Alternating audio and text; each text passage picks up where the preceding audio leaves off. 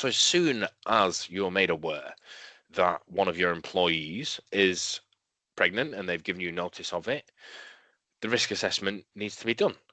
Now, excuse me, if they go into the office on a Wednesday and the line manager's not there and they tell a more senior person, I'm pregnant, great news, and then all the congratulations, that's amazing.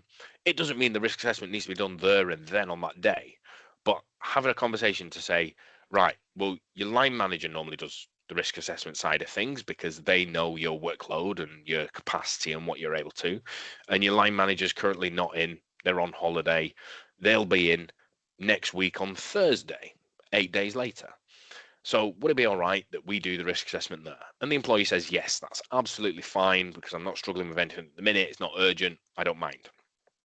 What you should then do for that senior person that's had that conversation, follow it up in an email. Send an email to the employee, CCing in the line manager, saying we had a discussion today. We looked at the risk assessment need and have stated that it will be done next week on the Thursday. So you've absolutely covered yourself that the risk assessment is being done, it's been talked about, and the first reasonable opportunity is when the line manager comes back from their annual leave. So you've covered all bases, and then making sure that those managers are trained in how to do the risk assessments and how to keep it rolling and review periods and all the rest. Has the MAP B1 form been received? So generally, it's around when an employee kind of gets that form, and that differs from hospital to hospital, but we can't hold it against the employee naturally. They've told us, so that's as much as we need to know at the minute. If there is a delay or there hasn't been a MAP B1 issued yet, or it's been lost or whatever, then the expected week of childbirth. It's quite an important one because we need to formulate our plans during the pregnancy based on when they're expected to go on the leave. So you kind of need to know when that is. Bearing in mind, expected week of childbirth is an approximation. It's quite accurate, but let's be honest, it could be, I think, up to kind of 8 weeks before in extreme cases, and even before that in super extreme ones. And I think at the minute, don't quote me on this, but doctors will allow you to go up to 4 weeks over before they induce you, and depending on, again, the childbirth and the water breaking and all the rest. So again, it requires that flexibility. It's not a definitive, that's an expected week of childbirth, so that's exactly when it's coming in. You need to be flexible around it.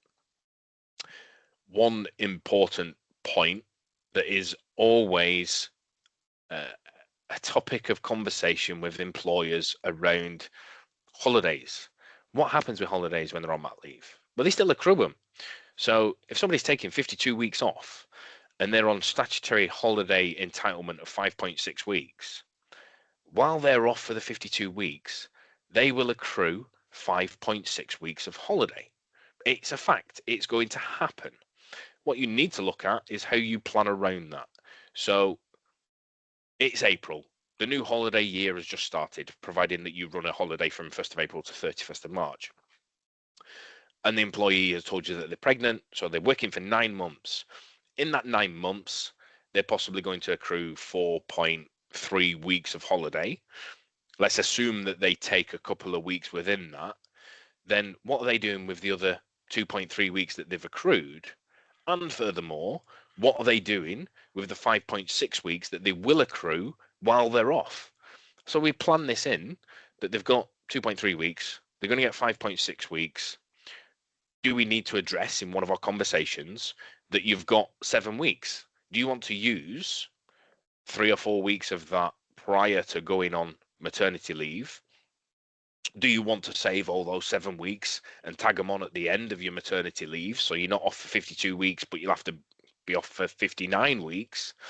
Having that plan in place, having it documented, makes it all crystal clear that there's no miscommunication on what's going to be done and where they're going to be used and how payment is going to be. Because you've got to remember as well that an employee taking 52 weeks of leave only 39 weeks are paid. So those last 13 weeks of maternity leave, they could be struggling financially.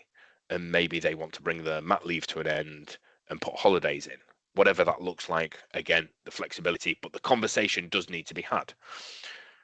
The appointments, again, deemed what is reasonable, how much should be paid, looking at the proximity to the medical services. All these things are the finer details that we just need to touch upon to make sure that we're doing what we're legally obliged to do, but also that the employee knows what they're allowed to take and what is deemed reasonable by us, by the employer. And then looking at any reasonable adjustments. So again, employee-led, employer-led conversations around what adjustments are needed. Could it be that they require some flexible working at any point? Do they need additional breaks, light duties? And this could change at any time. Anything that you do make as a reasonable adjustment, make sure it's documented. Now, the right to paid time.